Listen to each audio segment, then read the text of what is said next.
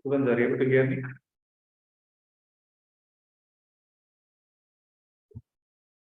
Yes, sir.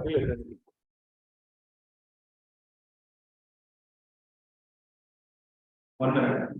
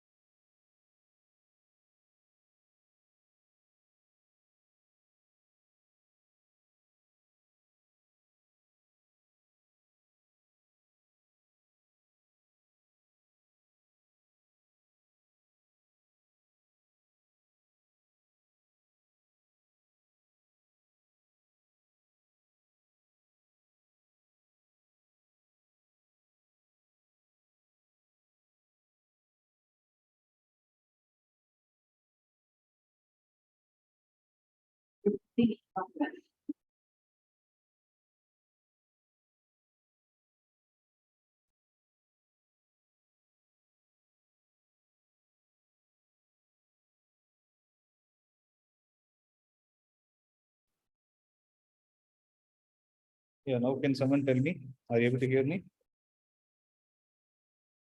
Yes, sir. So we'll get started.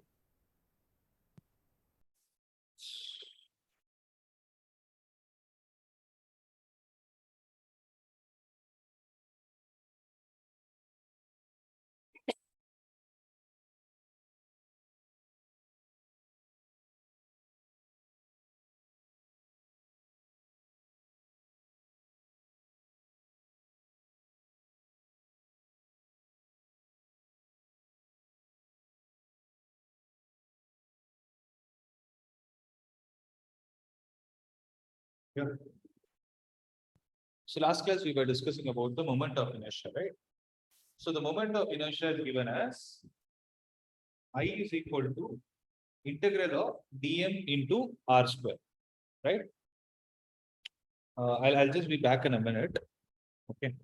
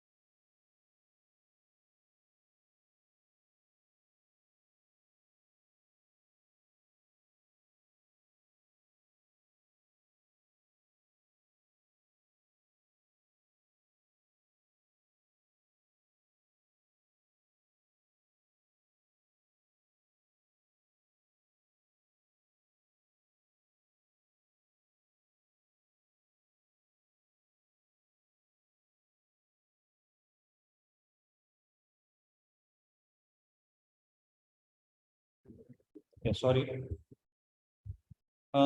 Yes, we were discussing about the concept of moment of inertia, right?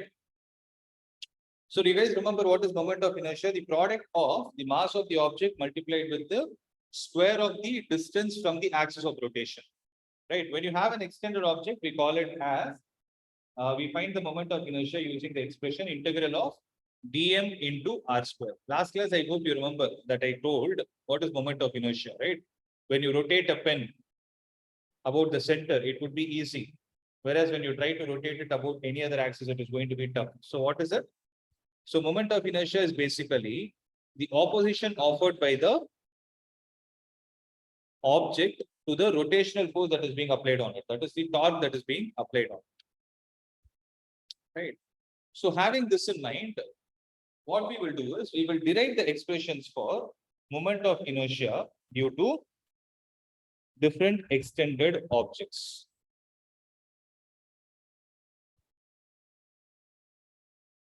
Right. So write it down. Moment of inertia due to a thin rod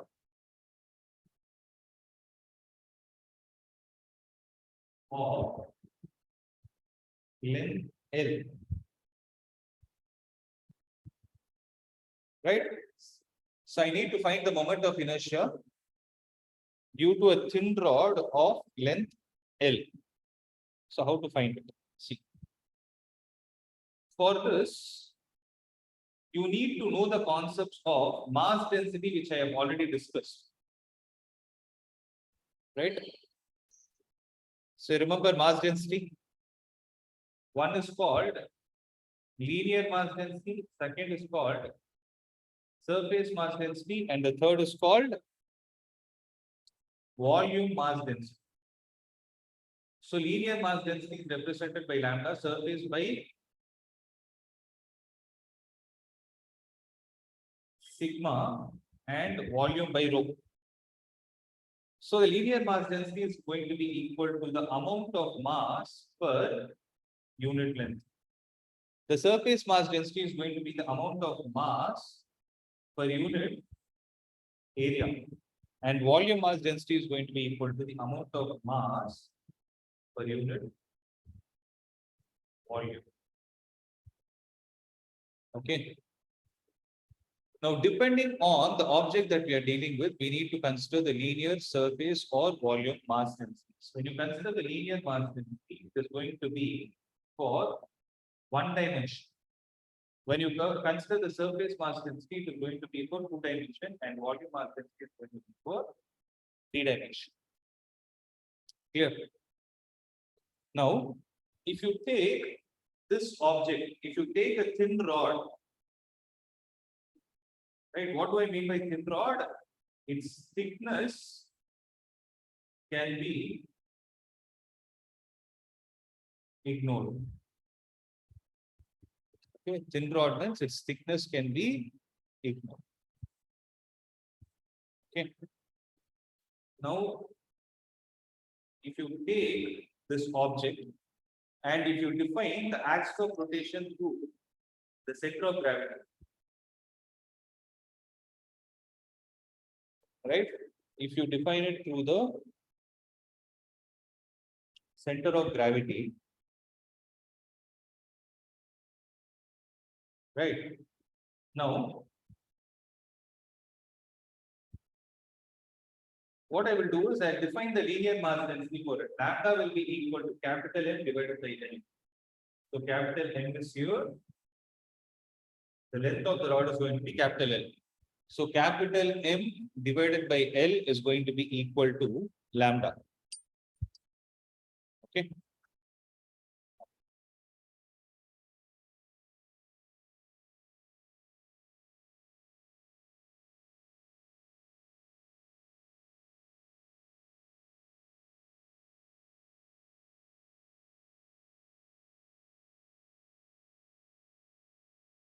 Okay. Now what I do is I consider a small mass dm at a distance x from it and of thickness dx. Okay. Then what I will do is I'll define the mass that is present in that small portion. So how I'm going to do is dm will be equal to m divided by L into dx. Okay. Now, what will happen is, if I calculate the moment of inertia of that small mass m that I consider, it is going to be dm into x square. So dm is going to be equal to m by L into x square dx. But if I want the total moment of inertia, right, that will be integral of m by L into x square dx between 0 to capital L. Sorry, between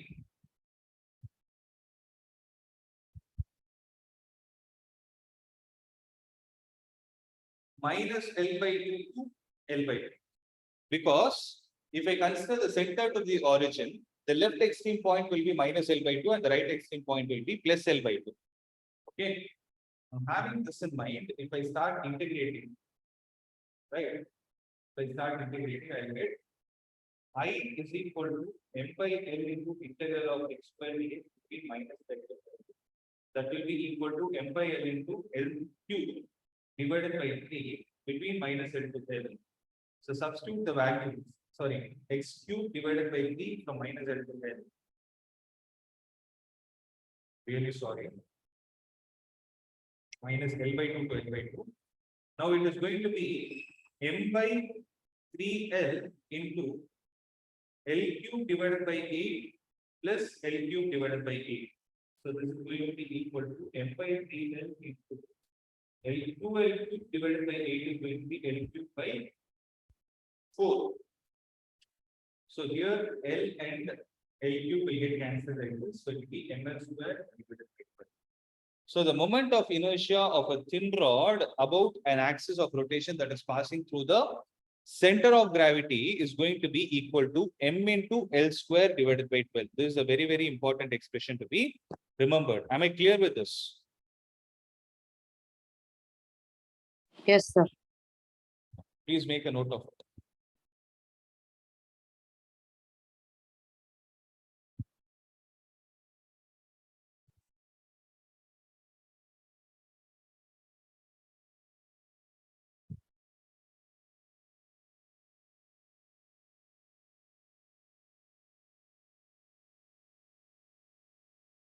Okay.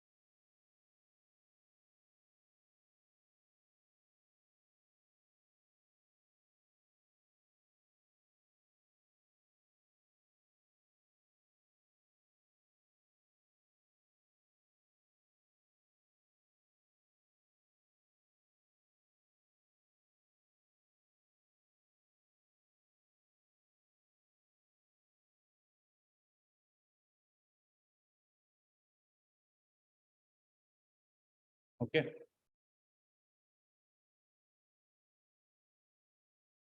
So like this, if you check the moment of inertia of different objects,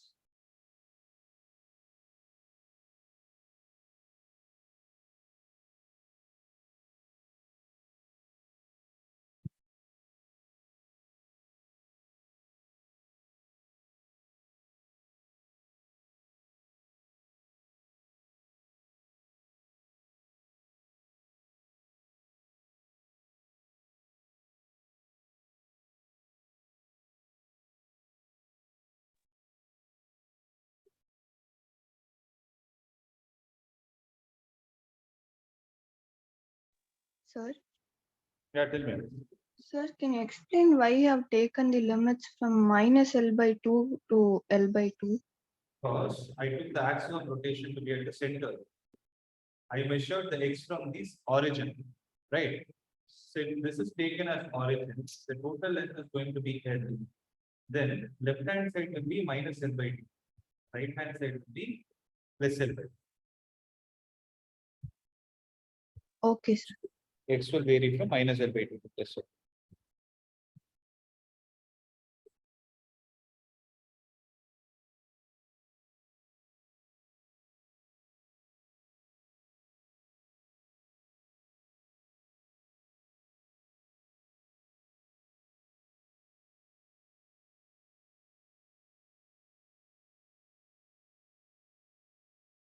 Yeah.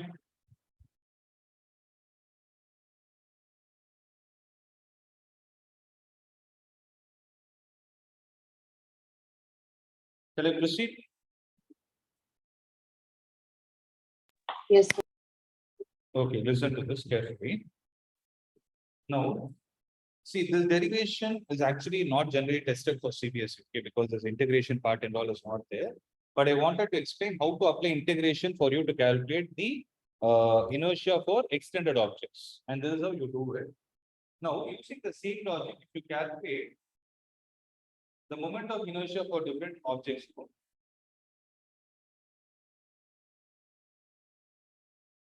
right? If you want to calculate the moment of inertia for different objects, if I take the serial number, if I take the object, if I take the axis, shape, and moment of inertia value. First, if I consider a thin circular ring, you know what is a ring, right? A bangle. If I take a thin circular ring, when I say thin, the thickness of that ring is ignored.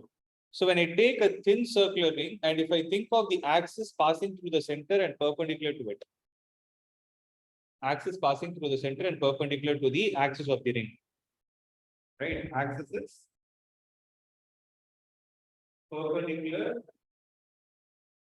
to plane, and it is passing through center, then the shape will look something like this. So what is going to be the moment of inertia for this? It will be mr square, where m is the mass and r is the radius.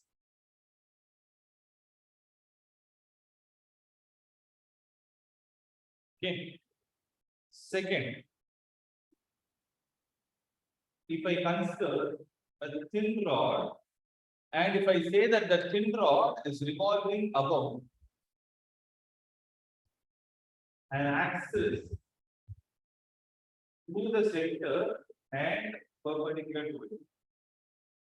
Right? If I take axis through the center and perpendicular to it, then it is going to be m into L square divided by 3. How much is it? It is going to be m into L square divided by 3. That's what we saw now. Third is, if I think of a thin, or I call it as a circular disc.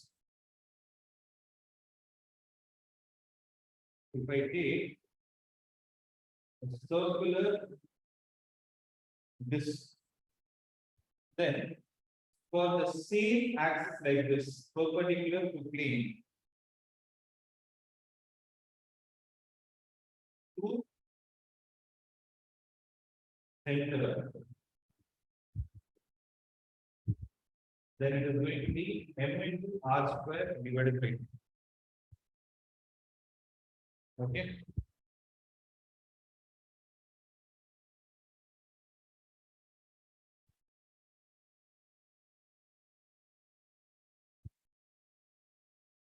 Fourth one is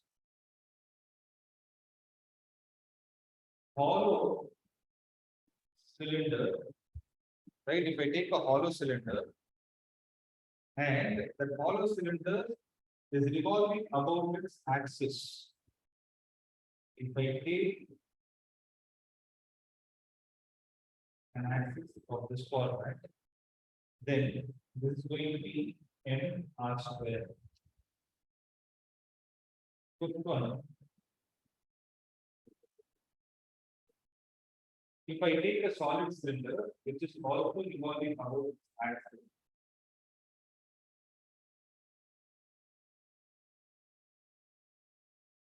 Then it is going to be mr square by 2.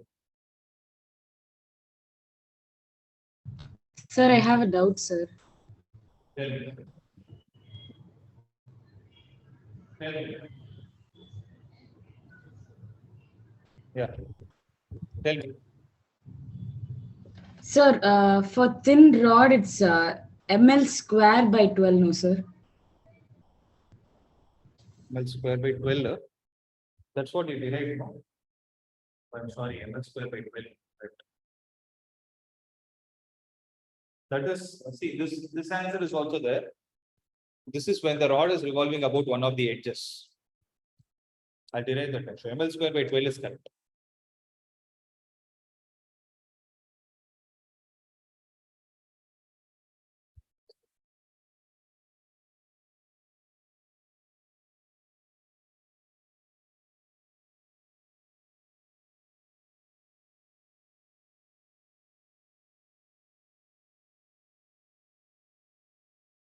Did you finish copying it?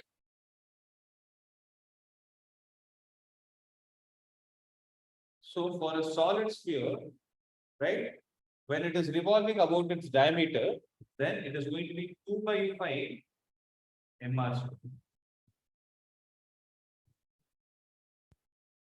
So there is another concept also. Hollow sphere is there. For hollow sphere, it will be 2 by 3 mr square.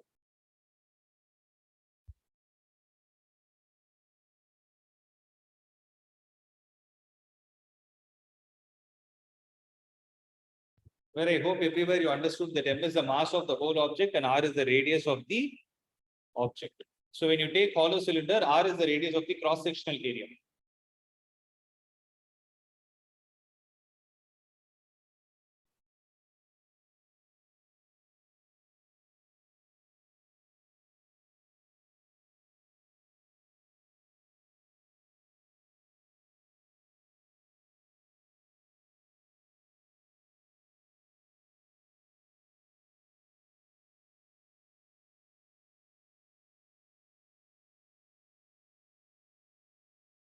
Okay.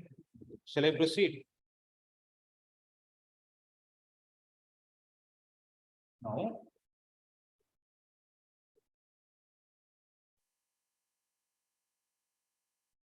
I need to discuss the theorems of parallel and perpendicular axis. Okay. So write down the statements for them. First, write down the statement, then I'll give you the explanation. For parallel axis. So the moment of inertia of an object about any axis, right? So about any axis is equal to the sum of the moment of inertia of the object about a parallel axis,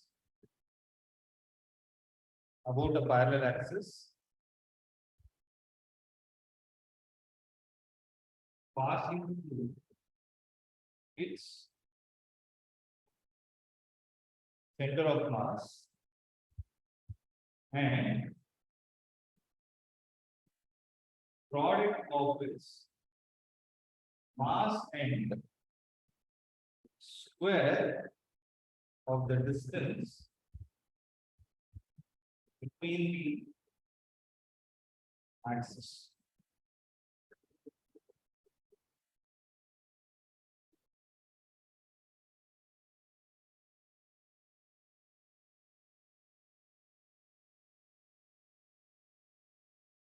Okay. So meaning this, first read, I think.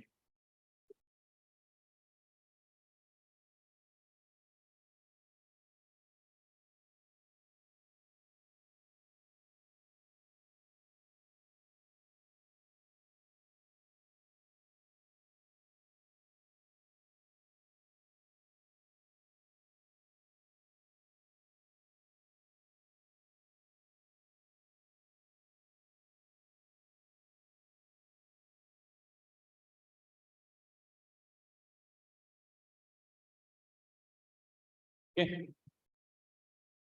So this parallel axis theorem, right? The parallel axis theorem is a very important one. See, suppose I have this object, okay, and this object, if I'm rotating it through the center of gravity or center of mass, okay, listen to this carefully. If I take this to be the axis, and if I want to take this object and make it revolve about any other axis, right? If I want to make it revolve about any other axis,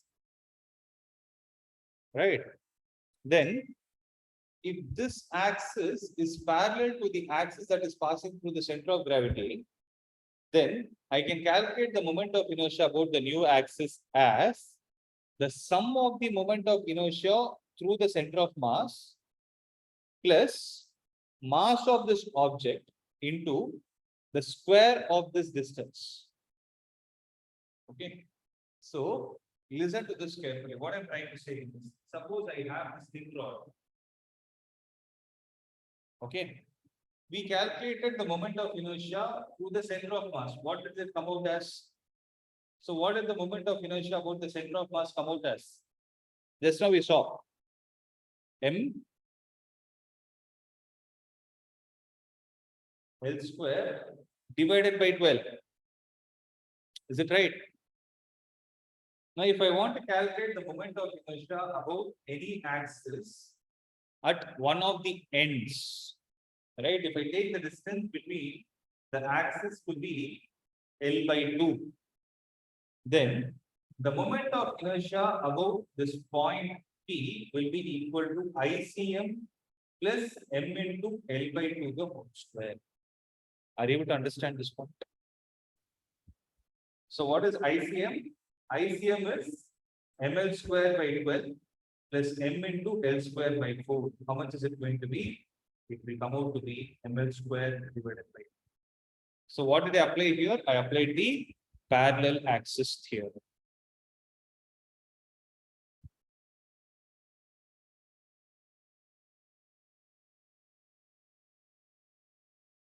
Okay. So is this point clear?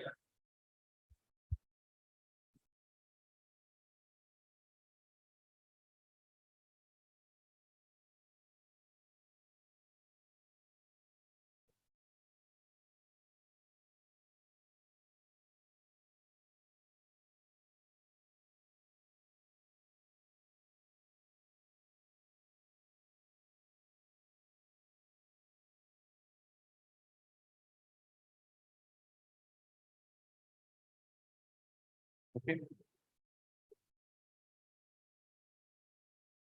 Is there any doubt? Are you guys clear? This is a very important theorem. Are you clear? Yes, Yes, sir. sir. Yes, sir.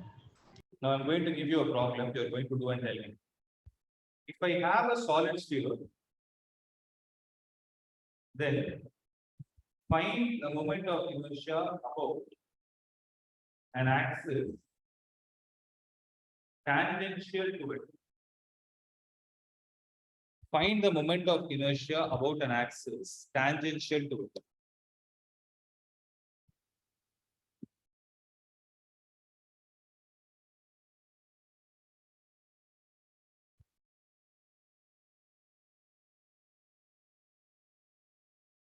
So there is a sphere. For you to apply the parallel axis theorem, what is that you need to know? You need to know the moment of inertia through the center of mass. Right? And you need to calculate the moment of inertia about the tangent. How do we do that?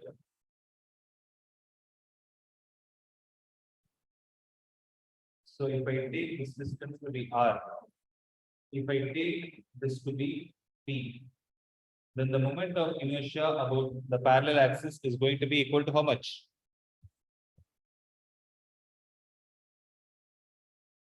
Moment of inertia through ICM plus M into, how much should I write? M into R square. R square. Correct. So what is the value of ICM? It is 2 by 5 MR square. MR square plus MR square. How much will it be? It will be 7 by 5 MR square.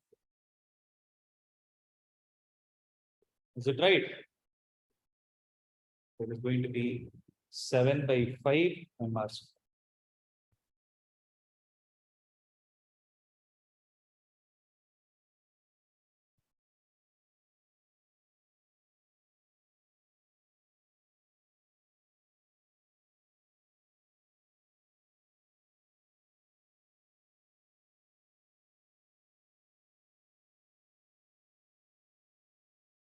Right? So what I'm going to do is, I'm going to take a ring. Right? I'm considering an axis Z dash which is passing through point P. Now I want you to calculate the moment of inertia about the axis Z dash and tell me. So the ring is like this. Okay, the ring is like this, and the axis is like this.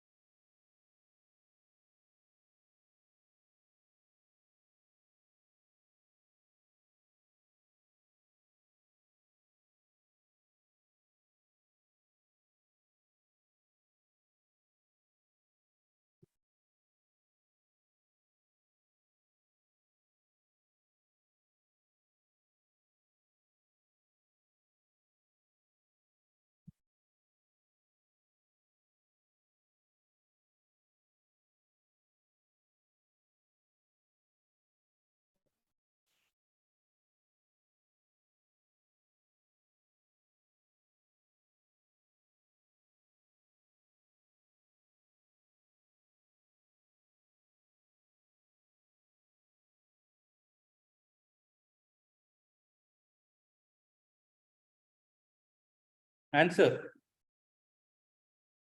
It's only one step. Why are you people taking so much time? Sir, is it 2 MR square? Correct. So moment of inertia about the center of mass plus m into r square.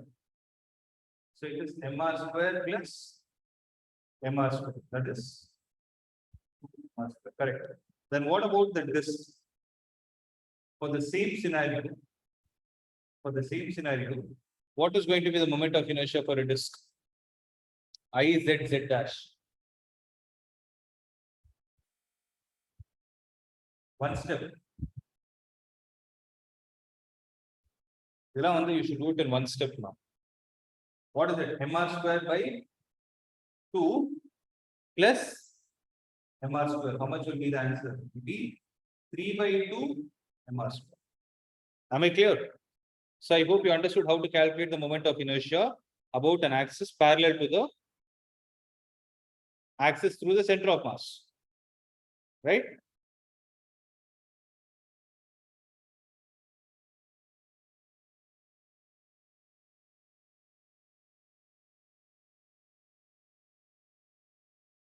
So I'm assuming that this is clear. Now we will see what is perpendicular axis theory.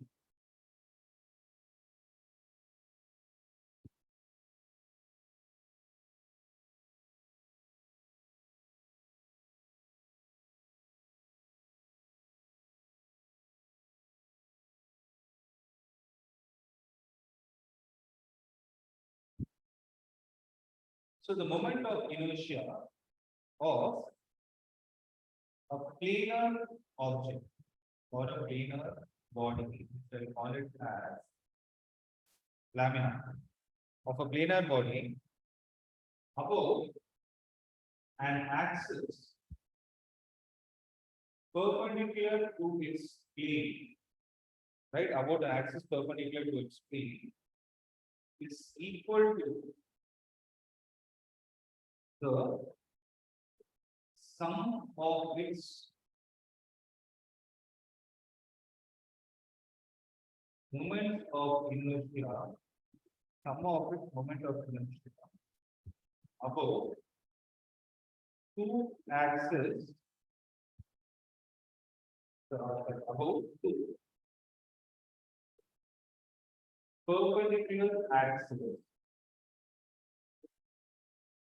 lying in the plane of the object or lying in the plane of the body.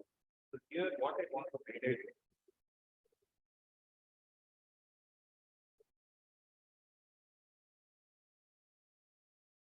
lying in the plane of the body. First, make a note, I'll explain it.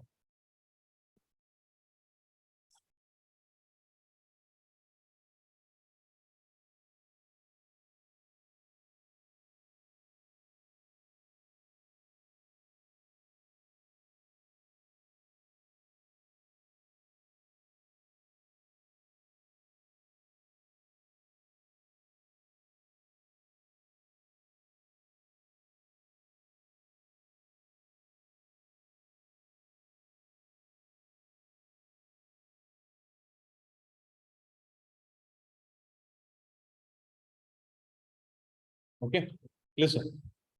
So if you see parallel axis theorem is applicable for an object which is two-dimensional or three-dimensional.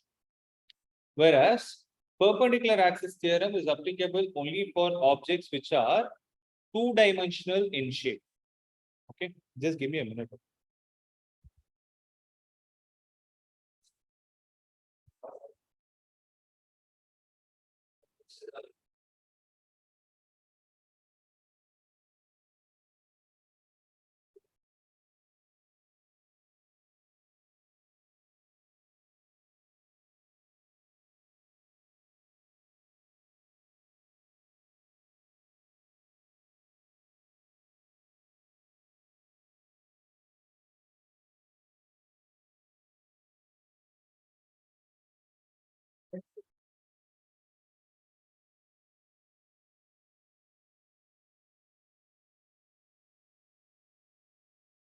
Here.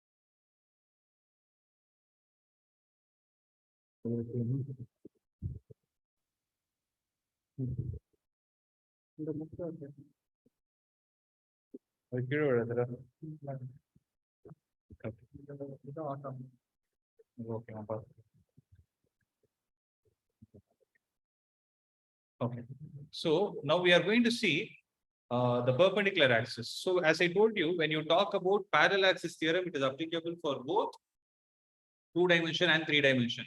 Whereas when you talk about perpendicular axis theorem, it is applicable only for a two-dimensional object. That is why you have planar here. No? So planar means I'm trying to talk about a two-dimensional object. That is what we call it as a lamina. So if I take a two-dimensional object to be something like this. Now, if you want to measure the moment of inertia of this two-dimensional object above any axis perpendicular to it. If I take any axis perpendicular to it, right?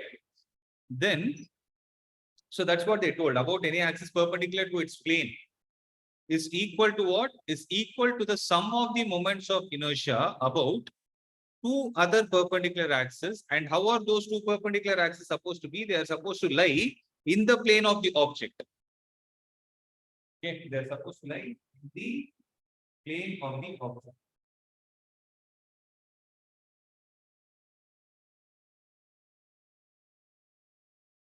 And if we take another axis, y dash.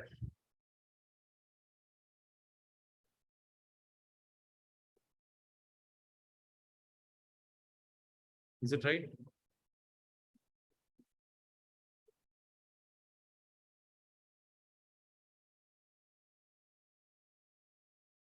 Is it right? So moment of inertia about z dash is equal to the moment of inertia about x dash plus moment of inertia about y dash. Okay, and this is what is called as the perpendicular axis theorem, right? So I hope it is clear. So one point that you need to make a note here is when you want to apply perpendicular axis theorem, first verification that we need to do is it should be a two-dimensional shaped object.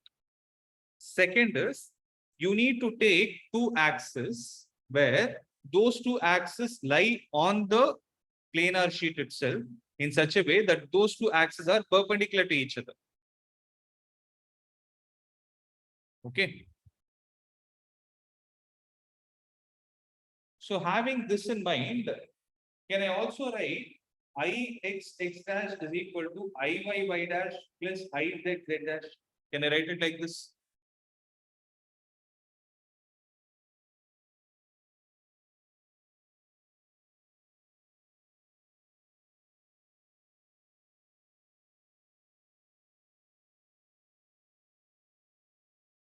Can I write it like this? Guys, please answer. I'm not. Sir, I don't understand, sir.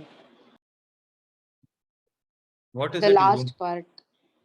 The one? last part where you Iz exchanged it, dash. sir. Which one? The Ix extension. The die-axis dash, sir. Yes, sir. I'm saying, can we write it like that? Read the statement and try to analyze what I wrote. So you need to find the moment of inertia of an object. You need to find the moment of inertia about which axis? About an axis perpendicular to the plane. So of the three axes that I've drawn, which axis is perpendicular to the plane? Is it, sir? Right. So the moment of inertia about an axis that is perpendicular to the plane is equal to whom? Is equal to the sum of its moment of inertia about two perpendicular axes. Am I right? And how are those two perpendicular Yes, sir. axes supposed to lie?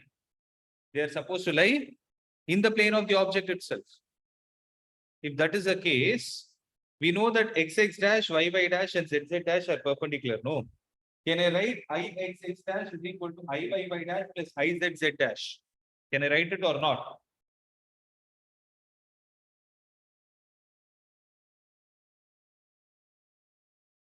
So on the right hand side, you are adding two moment of inertias, right?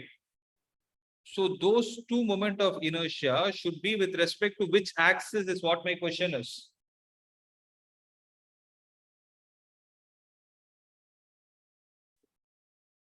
They should Sir, be I don't with, think you can write it like that. why? So because it's IZZ dash is should be lying on the plane, sir. It's not lying on the plane. It should be. That is what I was expecting. So just because all the axes are perpendicular, you cannot write Ix is equal to Iy plus Iz. You cannot write this wrong because what she told is right. Izz dash is not in the plane of the object. Read the last statement, lying in the plane of the object. Zz dash is perpendicular.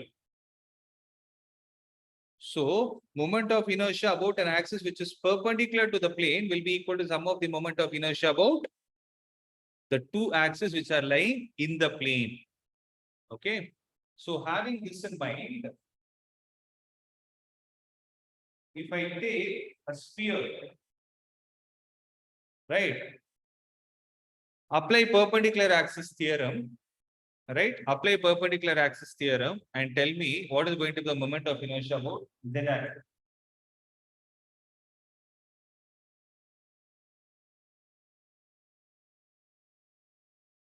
What is the answer?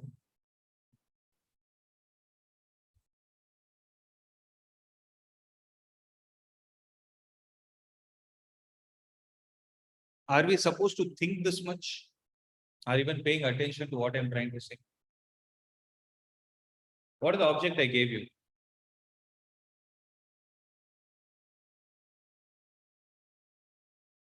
Sir, it's a 3D object, sir.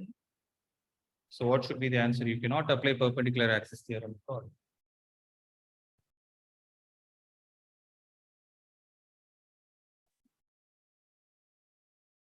Then there is no question of applying it, no? Then why do we need to think about it? Whereas, let's say I have a ring. What is it? It's a ring. And for a ring, you're asked to find the moment of inertia about one of the diameters.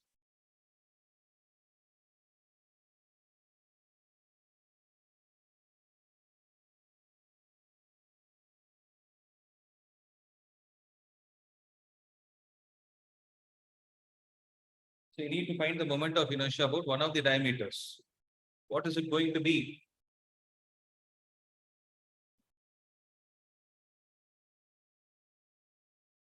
Let's see how many of you are able to calculate.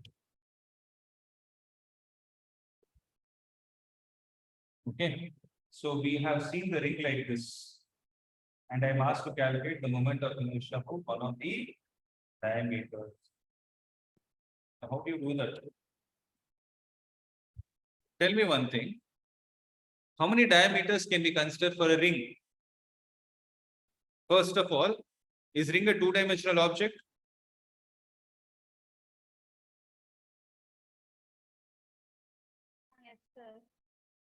Yes, sir. Yes, it is a two-dimensional object. And for a two-dimensional object, like a ring, how many diameters can we consider?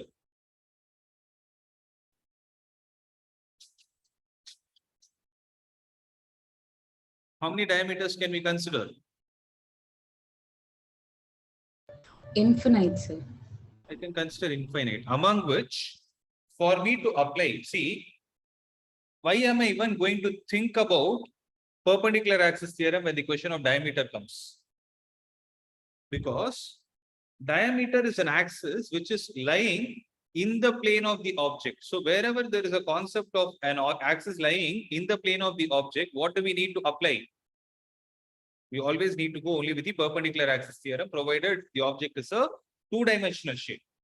Now, how many such diameters I can consider? Infinite. Among those infinite diameters, can I consider two diameters which are perpendicular to each other? Can I? Yes, sir. And those two diameters are obviously going to pass through the center. Okay, let me correct my diagram.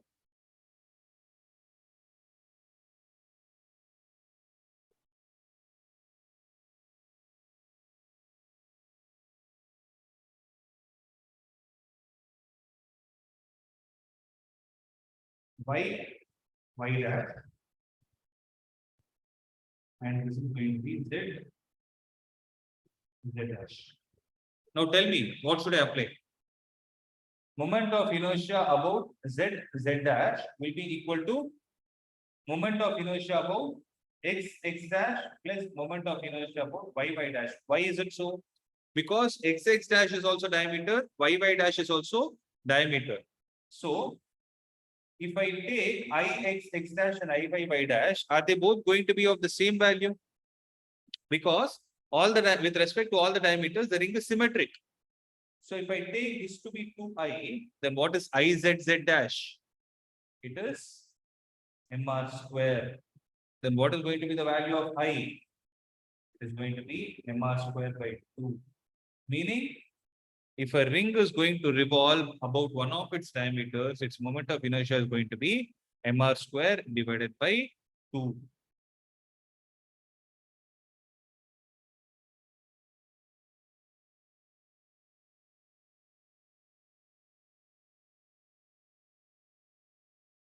Is that clear?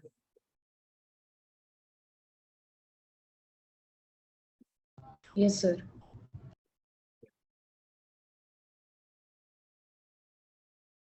That's the answer. So now I'm giving you a task. You have to find the moment of inertia. Write down the heading. Moment of inertia of a disk about its diameter.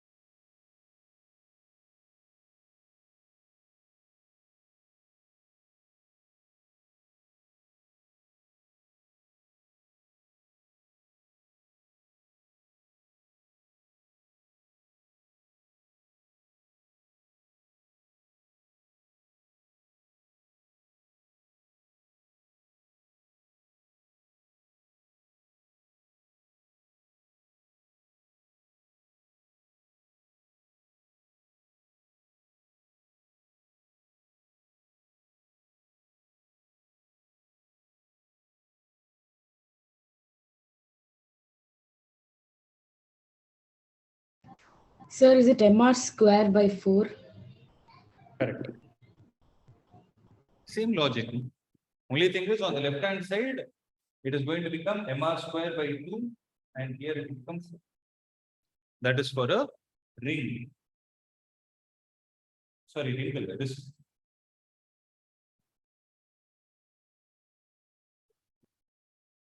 Is it clear?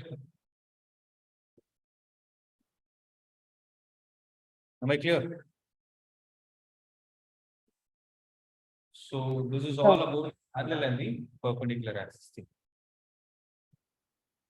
Now, the next topic that we need to see is the relation Sir. between. Tell me. Sir, this can be elliptical also, right, sir? No. This is circular, no? This is what we discussed. My circle is bad actually, but yeah. This is Okay. the circle. You know what is the CD and all you have seen, no? That is a compact disc. This is circle. When you see that circle in this way, it looks like an ellipse. So when you look at it like this, it is a perfect square. Sorry, circle. When you see it like this, it looks like an ellipse.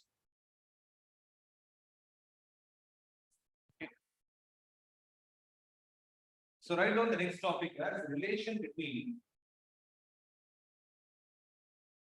rotation, kinetic energy, and moment of inertia.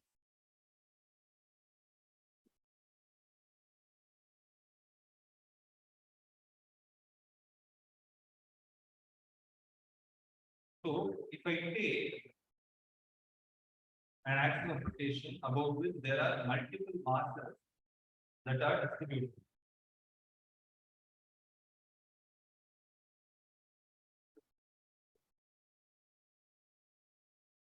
Right? There are multiple masses distributed like this, and you want to calculate the rotational kinetic energy of this object. Okay. If you see, let's say the velocity of the first object is v1. Let's say the system is revolving. Okay. When it is revolving, let's say the velocity of the first object is v1, velocity of the second object is v2. Here it is v3, here it is v4, something like this. Right? Where V1 will be equal to R1 omega 1, V2 will be equal to R2 omega 2, V3 will be equal to R3 omega 3, so on. Vn will be equal to Rn omega n. Right? Now, what is the kinetic energy of the first particle? It is half m1 v1 square, accepted?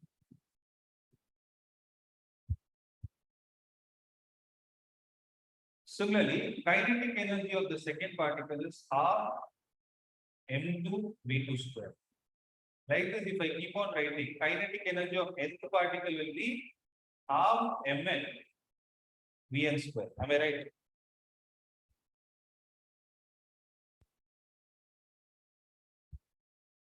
Right. So this will be equal to half into m1 into v1 square is r1 square omega 1 square. Here it will be half into m2 into r2 square into omega 2 square. So it keeps on going like this. This will be equal to half into mn into Rn square omega n square. So what is going to be the sum of all the kinetic energies? Kinetic energy will be equal to kinetic energy of 1 plus kinetic energy of 2 plus so on to kinetic energy of n. So this will be equal to half into one correction. I told you when a solid object is revolving, its angular velocity will be the same. Right? So half I into omega square into m1 r1 square plus m2 r2 square plus so on till mn rn square. So this will be equal to half I omega square. Okay.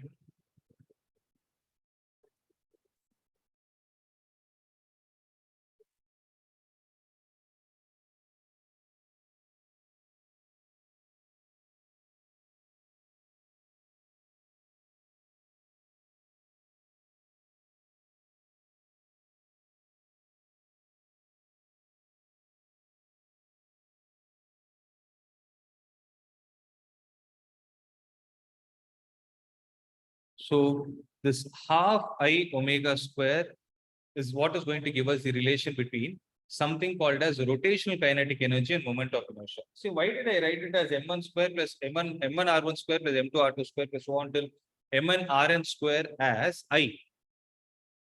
Because that's what is moment of inertia. So the total kinetic energy is going to be equal to half I omega square.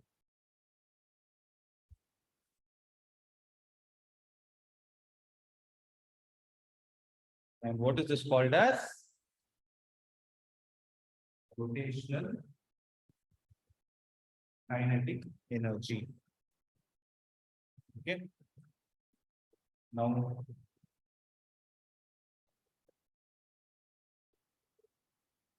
if I start, did you all copy this?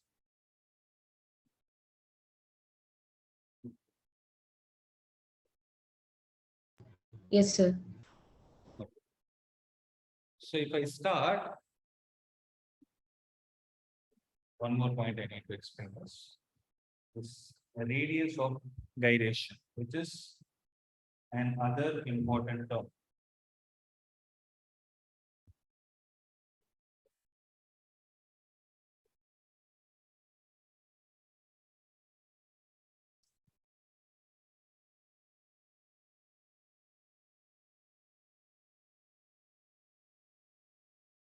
So write down the definition.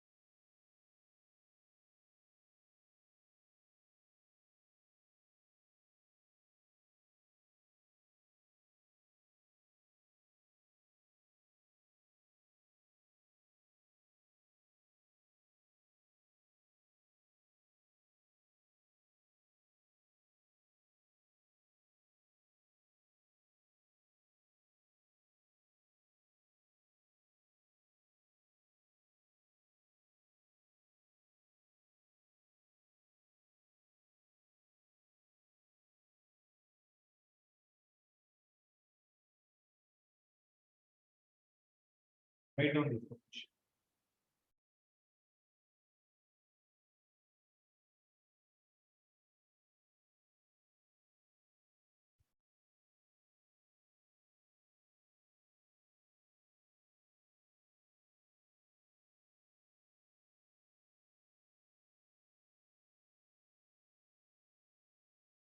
Okay.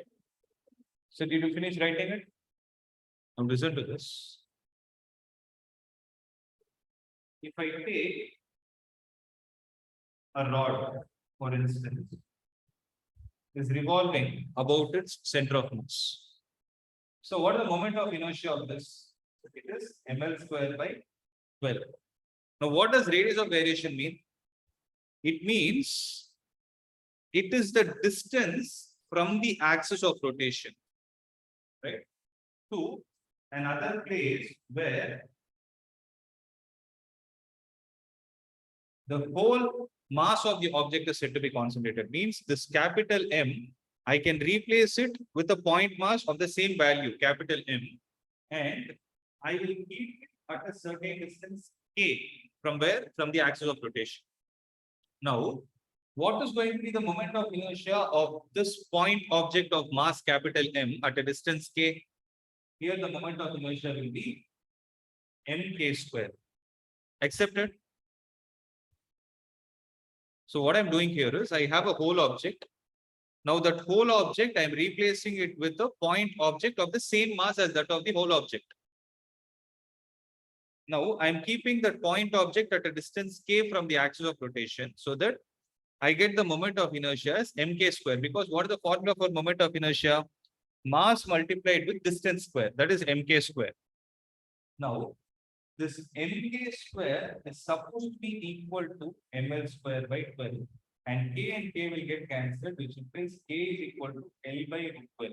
The meaning of it is, if I am given a rod of mass m and length L, and if I am given an other point object of the same mass m, if I keep that same mass m at a distance of L by root 12, at a distance of L by root 12, it will have the same moment of inertia. The point object will have the same moment of inertia as that of the rod itself.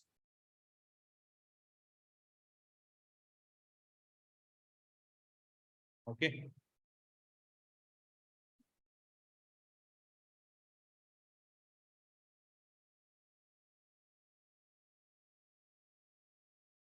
Are you guys able to understand or not?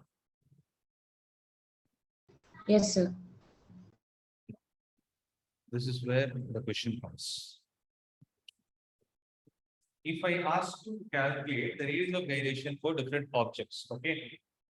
If I take a ring and you know the moment of inertia about the center of mass. About the same center of mass, if I'm asking you what is the radius of gyration, what are you going to tell me? So the object's mass is m and radius is r. So what is the moment of inertia of this ring? It will be mr square, right?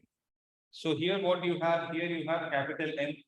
So mk square will be equal to mr square. So m and m will get cancelled, which implies k is equal to r.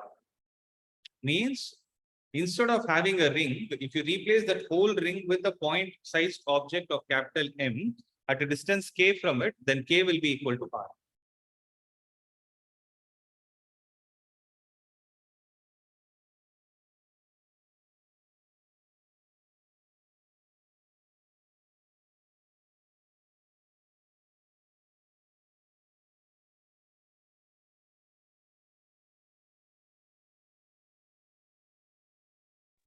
Sir, can you show the previous slide?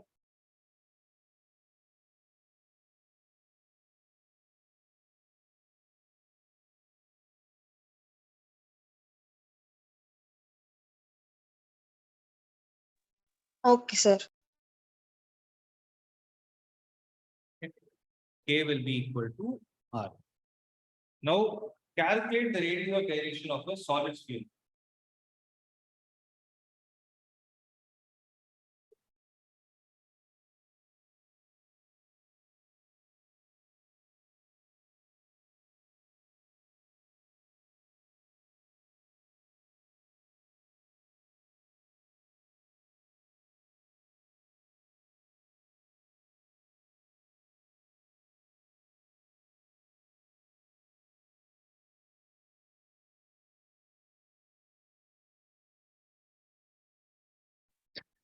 Sir, root of 2 by 5 into r.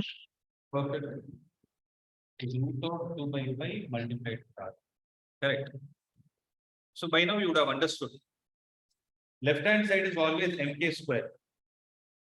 Left hand side is always mk square. Right hand side, write the moment of inertia of that object. So here it is going to be 2 by 5 mr square. M and m will get cancelled. K will be equal to root of 2 by 5. That's the answer. Got it? Anything else? What is all about the radius of gyration? So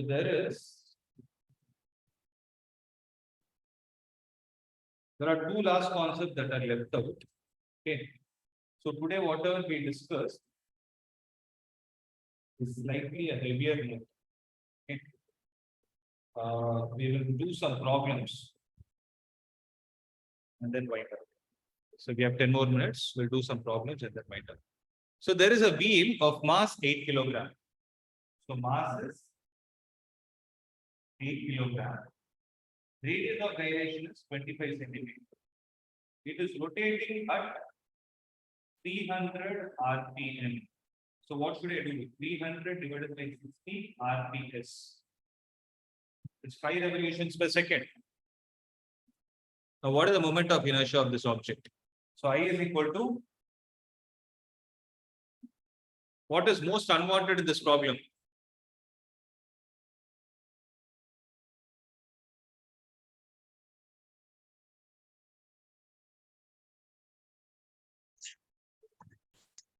You don't need the frequency at all. So I will be equal to 8 into 25 into 10 power minus 2 the whole square. So 8 into 625 into 10 power minus 4. So 625 into 8 is how much? That's what you need to calculate and write it as 8 to 10 power minus 4. So those many kilogram meter square is going to give you the answer.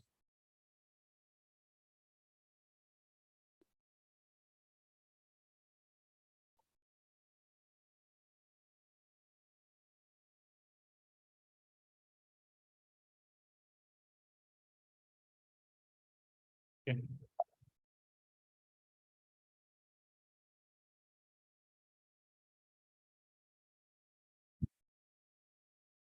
So there are 3 point masses M1, M2, and M3 placed at the vertices of an equilateral triangle of length A. What is the moment of inertia of the system about an axis passing through M1 and it is like an antipode. This M1 is into A. Can you tell me what is going to be the answer?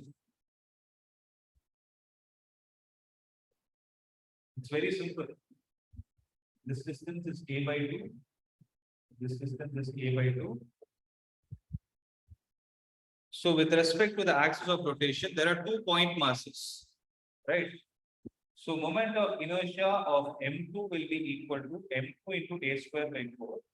Moment of inertia of M3 will be equal to M3 into A square by 4. The total moment of inertia will be equal to M2 plus M3 into A square by 4.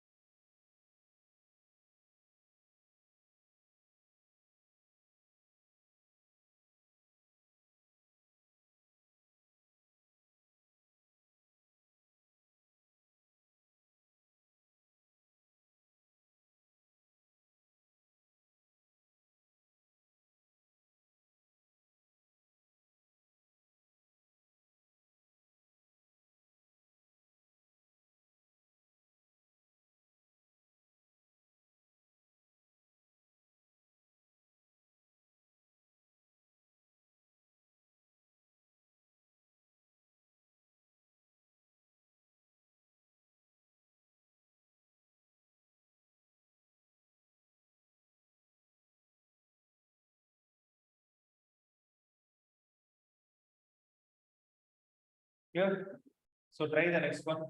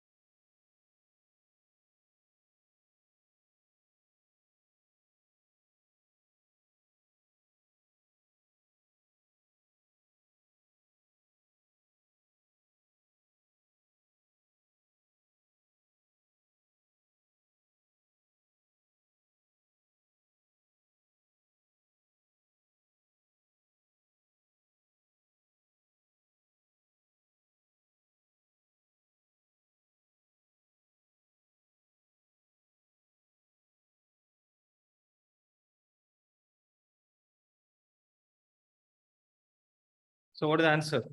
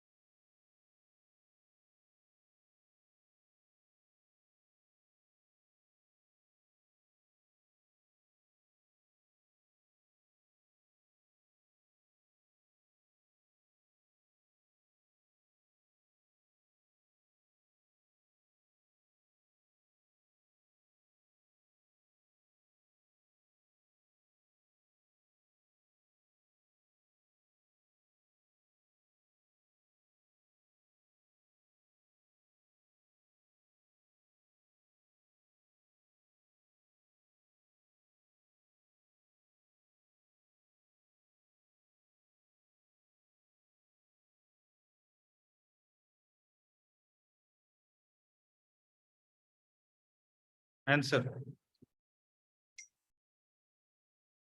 So three balls are arranged at the corners of an equilateral triangle of side 1 meter. What will be the moment of inertia of the system about an axis through the centroid and perpendicular to the plane?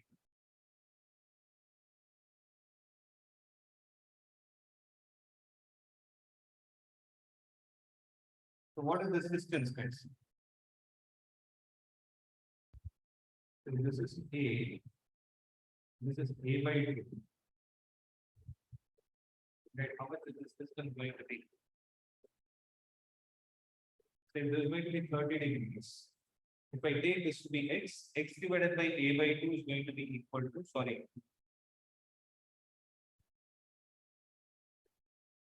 A by 2x will be equal to cos 30. So A by 2x is equal to cos 30 and 3 by 2. 2 and 2 will get cancelled.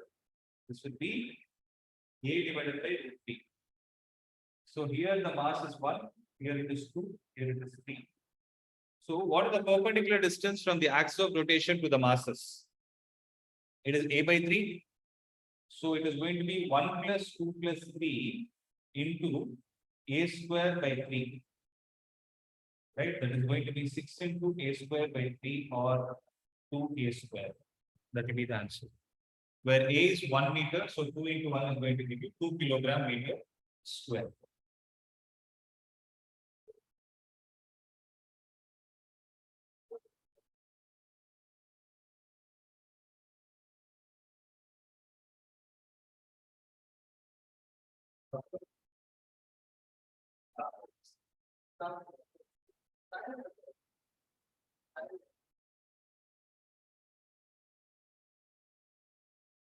Guys, clear?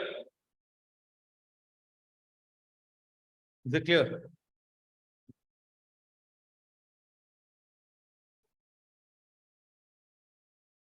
Yes, sir.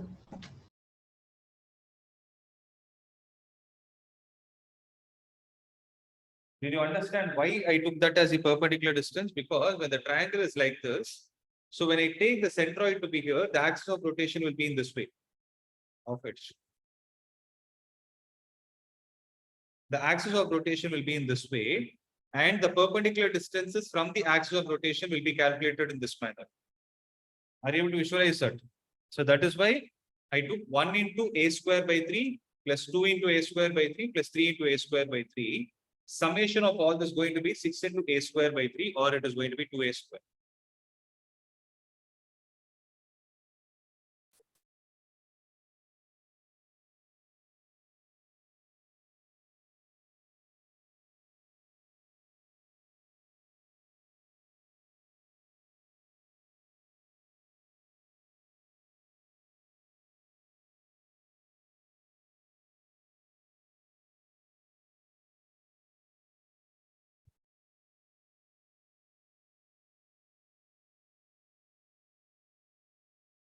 One minute, wait, the device got switched off.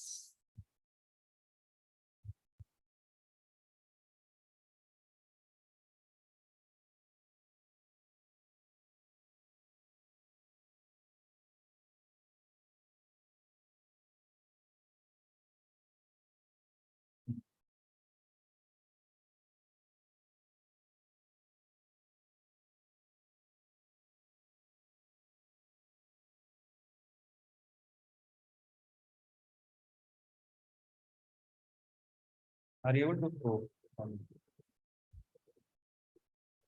I think, yeah. We'll wind up with this. Sir, The next, yeah, tell me, any doubt? sir, yes, sir. Can you explain this sum again, sir?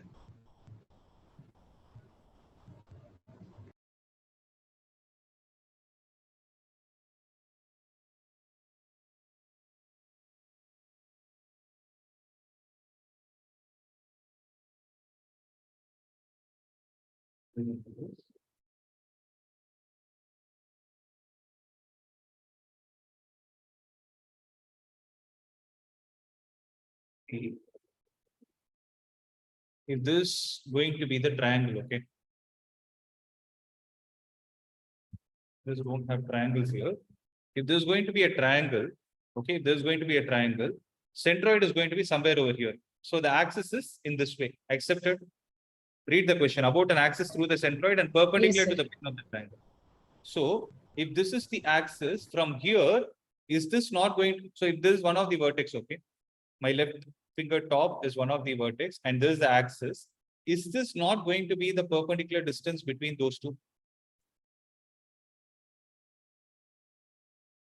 Sir, the distance between your index finger and the center, sir. Yeah, distance between the mass is here. Okay, Yes, the sir. mass is at the tip of my finger and this is the axis. So this is going to be the perpendicular distance. Yes, sir. Okay, how much is the distance? A by root 3? How did you get a by root 3, sir? Because I applied trigonometry. No? Ah, okay, sir. Okay. Yeah. So it is A by root 3. Right, it is going to be A by root 3. Then take all these values around. So the distance from 1 to centroid is A by root 3. Distance from 2 to centroid is A by root 3. Distance from 3 to centroid is also A by root 3. So add everything, you're going to get the answer. Clear? Yes, sir. So remaining problems we'll try tomorrow. And there is one last concept left out. With that, we are done with this chapter. Okay. So next chapter onwards, it is going to be easy only. That is gravitation, then elasticity. This month we have 2 more chapters. I hope everybody went through the schedule, right? That was shared yesterday. Did you all go through it? Yes, sir. So be prepared according to that. Okay. So I'll not tell you when the test is. Everything is planned there. It will happen according to that. And as I mentioned, unless and until we tell you that it is going to be on time, the tests are going to be off time. Okay. Yes, sir. We'll wind up then.